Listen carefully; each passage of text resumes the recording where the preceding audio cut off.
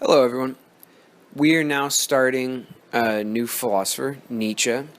Nietzsche is a name that many of you may have heard of before. So, this is Introduction to Philosophy, so we're covering some of the biggest names. But if you're not, if it's not something you read in high school, for instance, you just might not have heard of Plato and Socrates before. Or you might not have heard of Descartes or Kant or all these sort of big names within philosophy because, hey, if that's not your world, you simply may not have heard of them. Nietzsche, though, is someone a lot of people have heard of, whether they know philosophy very well or not. Part of the reason that Nietzsche is basically popular is that he has some really interesting ideas. He's also popular because he's hard to ignore because he says some pretty out there, pretty bombastic, intense things. So we'll get into those as they come. But one of the things that Nietzsche is famous for is this book that we're reading, The Birth of Tragedy. So it's an early book of Nietzsche's. It's where he sort of sets up and names some of the main themes that were going to preoccupy him for the rest of his writing career. So, some general things about Nietzsche that you may have heard before, and you might not have, but just some general themes about Nietzsche is one, he's often described as an existentialist, which again is a kind of philosophy that even people who haven't read much philosophy yet may have heard about before. And one of the things about existentialism and about Nietzsche is that values are made. Values are chosen and decided upon by individuals. Basically, what Nietzsche is going to say is good and bad are not just sitting out there in the world. They're not obvious in the world itself. So, Nietzsche thinks that goodness and badness are mostly judgments that you and I make as individuals. So, that fits with a lot of people's views today, where people are sort of skeptical that there's one single capital T truth out there somehow waiting for us in the world, and that if we just all thought about it, we'd figure it out. So, in other philosophers, Plato, Descartes, Augustine, there's a whole bunch of them, but those are just some of them. They tend to think that there is one single capital T truth out there, and that if we're patient and think philosophically, we'll find it eventually. That at least for certain things there is clear, true, and false, and that we together can, if we think and talk about it enough, we'll find that and agree upon it. Nietzsche, though, isn't that kind of thinker. And that's part of why we read him, because that's an important thing we want to give voice to. What if there is no single one capital T truth, but that there's just judgments that individuals make? So a lot of you now are probably nodding your head, right? But Nietzsche goes beyond what probably most of you are thinking right now, beyond what most of you are nodding your head to right now. So what a lot of people today think is that it's hard to get people to agree on certain issues. Like basically everything except for math, right, is disputed. Even most scientific claims are disputed, right? So that's part of what people think today. It's hard to get people to agree on certain claims. Another point that people add, especially Americans, is that everyone has the right to their own opinion.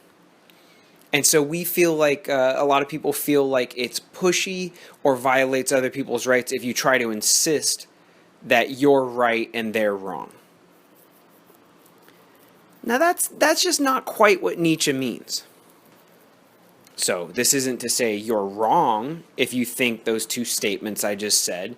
oh, it's hard to get people to agree on things, and it's sort of pushy or bossy to insist that you're right and other people are wrong. Nietzsche's that's just not quite what he means when he says there's no one capital T truth. So here's a few things that Nietzsche says which are probably not what you were just nodding your head along to, right? So Nietzsche thinks that people both do and do not like seeking capital T single truth. So one of the things that Nietzsche says, and this is important for our discussion of this book, is that people actually prefer illusion. People prefer certain falsehoods over the truth. You almost never hear a philosopher saying that, or even hearing normal people say that. Most normal people aren't going to say, I prefer to be wrong, I prefer to live in an illusion. They just say, well, it's hard to know if it's true or not, or they say everyone has their own personal truth. They don't say everyone has their own personal illusion, right? But that's what Nietzsche says. He says people sometimes prefer the falsity and illusion, knowing it's false and an illusion. They prefer the illusion over the truth, right? So that's not what most people mean when they say, oh, it's all opinion, there's no single truth. Another thing that Nietzsche will say that most common everyday people I don't think would say, and most philosophers would not say, is Nietzsche says when people do want the truth, because sometimes we want illusion, but sometimes we want the truth as well. He says when people do want the truth, they often use it as a sort of weapon. They don't just want to know just because they want to know. Right? It's that truth, when people want the truth, they want it for some reason other than just knowing the truth itself. So Nietzsche uses a lot of sort of intense, violent, warlike metaphors. So he might say something like, when people want the truth, it's because they think they can weaponize the truth, that they can use the truth in some way. Now, he doesn't mean, he's not that interested in, well, people want the truth because, it'll get you a better job, or it'll, if you know the gas mileage on your car, you're less likely to run out of gas and be stranded on the side of the road. He means that people use truth as sort of a weapon against other people, and that they use it to seize control of the world, to master the world around them and master other people. So we don't mean truth in the sense of that it's instrumentalized where it's useful. He means you use it as a sort of weapon to get things. So truth is not innocent in Nietzsche, is one way to put it. Truth is a sort of, it's almost like dark magic, right? It has these sneaky sort of uses. So to say that Nietzsche is cynical is stopping well short of what Nietzsche actually is. When he says that there's no capital T single truth, like you know how numbers are. We all agree that 2 and 3 is 5, all that kind of stuff. He doesn't think that you're going to find many truths like that in the world. Well, lots of people think that. But then he goes way further and says, you don't even like those kinds of truths. That's why you hated math class. And he says, that's why you love art. Because you know art is a lie. Art is just another form of myth-making, and you like the mythical or false or illusory nature of art. And isn't he right? What was the last time you did math for fun? Compare that to the last time you listened to music, watched a movie, etc. for fun. When you're left to your own devices, you pursue illusion and not truth, and you know it. So again, he goes way further than most of us who go, everyone has their opinion and it's hard to agree on stuff. He says, we don't even want to agree. We want the illusion. And once more, he thinks that when people want truth, they want it because there's some sneaky hidden benefit to it. Not the obvious benefits like if you give a good, truthful presentation, you might get a promotion. He's talking We use the truth as a bludgeon sometimes, as a weapon. And we'll get into how that works later on. So from what I've said so far and from the reading you've done, it probably sounds pretty dark, right? Truth as a weapon. People prefer illusion and falsity, right? This all sounds sort of creepy almost. And that's true. That is part of Nietzsche. There's that dark, cynical, creepy side. But equally, and coming from the same place, believe it or not, equally in Nietzsche is this really affirmative, positive side. And Nietzsche is one of those people who's going to tell you, hey, seize the day, right? He's going to say, if you want something good, you have to go out there, not even find it for yourself, but make it for yourself. And you see the difference? If it were just found, it's already out there waiting for you. He goes, no, it's not out there waiting for you. You have to create what you want in this world. And he says, hey, you can. That's the thing. He says you have to, but you can. So he's actually really positive and affirmative as well. So I don't want you to lose sight of either side of Nietzsche. They're both equally as important for him. And even though they seem like opposites, in Nietzsche they're sides of the same coin. They're united or fused together.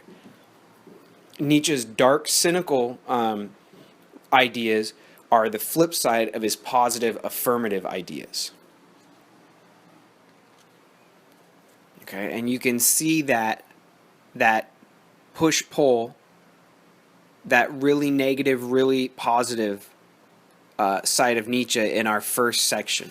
So I know it's a little confusing with the page numbers because there's section numbers, but then there's a section number for the beginning, and then they start over again for the main part. But anyways, the beginning section 5 is on pages 8 to 9, and there you see that positive and negative of Nietzsche. He's basically saying, what justifies life? What makes life significant? Okay? Basically says, what's the criteria by which you interpret the world as good and bad?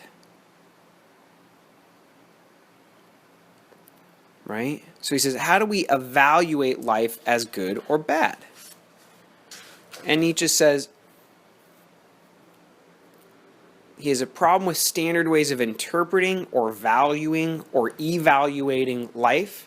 He has problems with the standard ways of interpreting the significance of life, as in what matters, what's best and what's worst in life. Because he says they're too negative. They seem positive. They claim to talk about what's good. But Nietzsche thinks that most ways of evaluating what's good and bad in life is that basically it's just that everything's bad.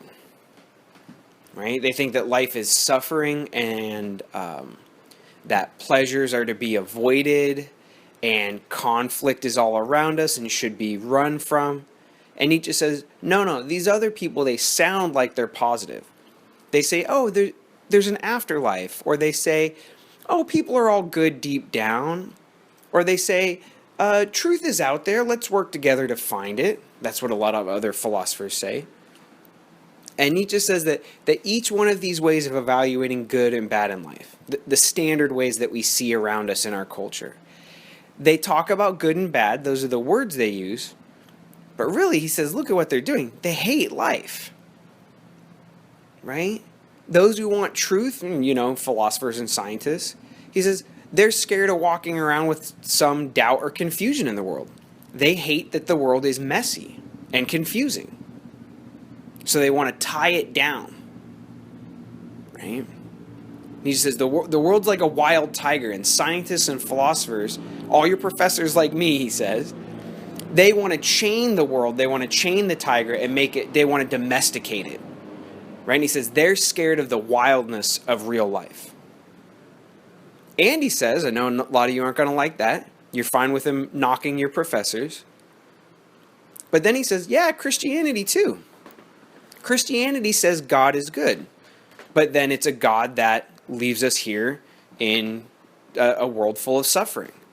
Christianity says, be good in this world and you get to go to heaven. And he says, well, that's actually a really negative way to look, because it says that most of the stuff we normally want to do, fight, have sex, get drunk, that stuff is bad. It says the stuff you normally want to do is bad. And if you deny yourself the stuff that you want to do, so that's a pretty negative outlook on life, you'll get to go to heaven.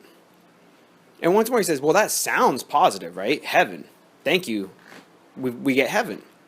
And he says, but all that is, he's not talking about whether it's true or false here. He's saying, all that is saying that this life is garbage and not good enough. And you can't wait to escape and get to something decent for the first time.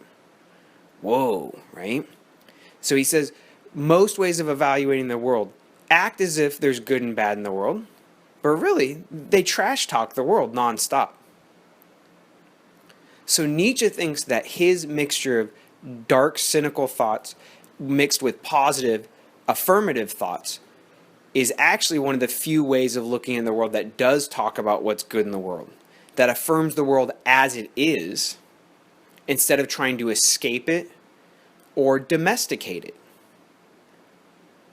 So, you don't have to agree with that on the first day, but try to be generous with readings always, and try to be generous with Nietzsche. If he seems too negative, or if you don't like when he seems to say things against Christianity or against the way most people live, just try to hold out and see if maybe you'll come to a full, well-rounded appreciation of him at the end of it, because he's on to something here, that ways of looking at the world that seem positive usually hide a secret malice, he says, like a secret anger or fear of the world, and that he's willing to take the world as it is, both good and bad, but that he ends up being more positive and optimistic overall. So those are some general themes about Nietzsche, and I'll just end here that there's something we want to note about this book in general. Nietzsche's talking about life in general. He wants to know what justifies or makes good life in general. But he's also talking specifically about art. So we're going to do both. We're going to sort of ping pong back and forth, or have our feet in both worlds. We'll be making general philosophy claims about what life is, what human beings are, what's good and bad, is there truth, etc.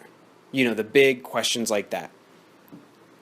We also, in this book, though, get to have very specific questions about art, but not even just art in general, but different kinds of art.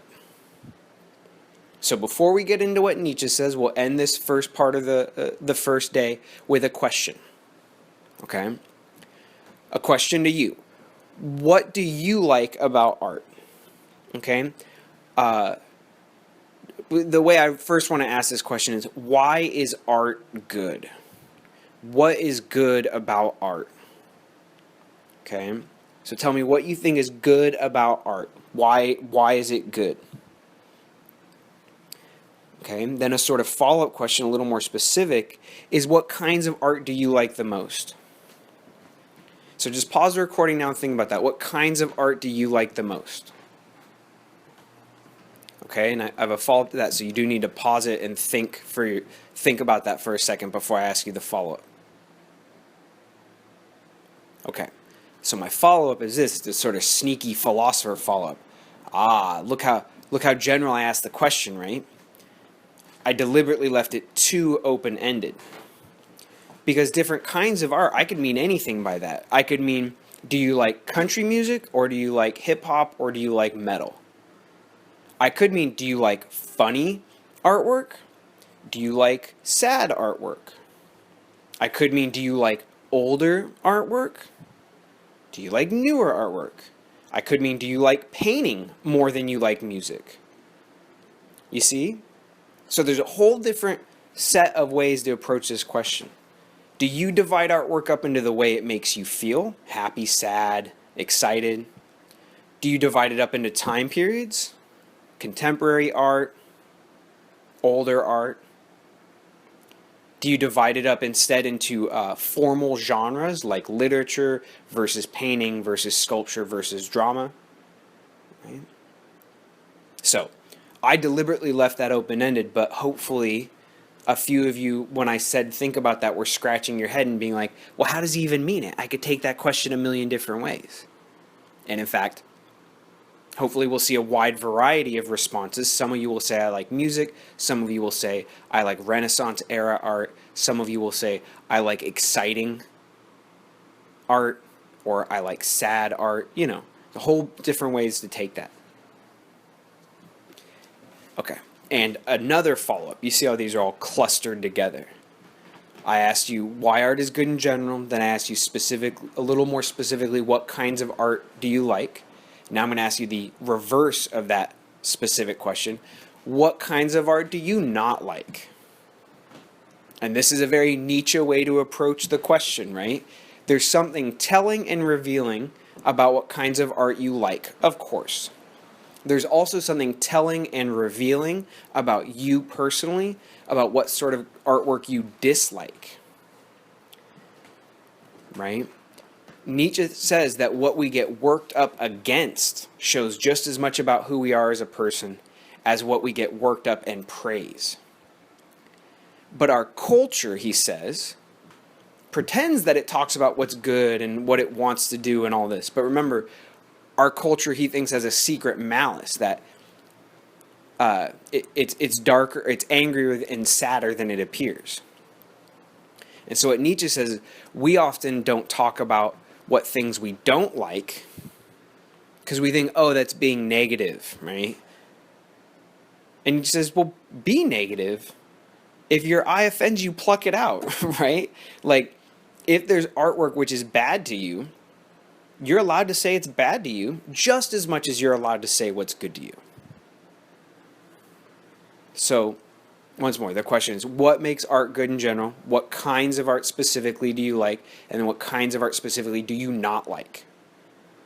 Okay.